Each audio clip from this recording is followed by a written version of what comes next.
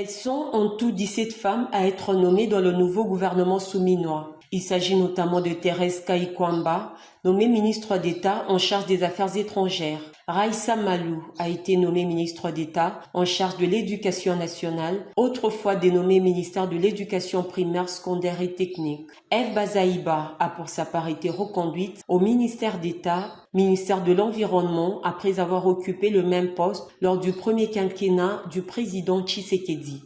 Akasia Bandoubola, ancienne ministre de l'économie au sein du gouvernement Ilunkamba, vient d'être nommée ministre d'État, ministre des Affaires foncières. Comme ministre des Droits humains, a été nommée Chantal Chambou. Safi Sombo a été nommée ministre de l'ESU et le ministère du Genre a vu arriver Léonie Kandolo. Noéla Aeganagato a été nommée ministre de la Jeunesse, Yolande Elébé, nommée au ministère de la Culture et Arts, et Nathalie Mounanza, nommée au ministère des Affaires sociales. Parmi les ministres délégués, 3 femmes en font partie. Il s'agit de Bestine Kazadi, nommée ministre déléguée près le ministre des Affaires étrangères en charge de la coopération internationale et francophonie. Stéphanie Mbombo, nommée ministre déléguée près l'environnement et le développement durable en charge de la nouvelle économie du climat. Et Irène Essambo a été reconduite en tant que ministre déléguée près les affaires sociales en charge des personnes vivant avec handicap. Comme femme nommée vice-ministre,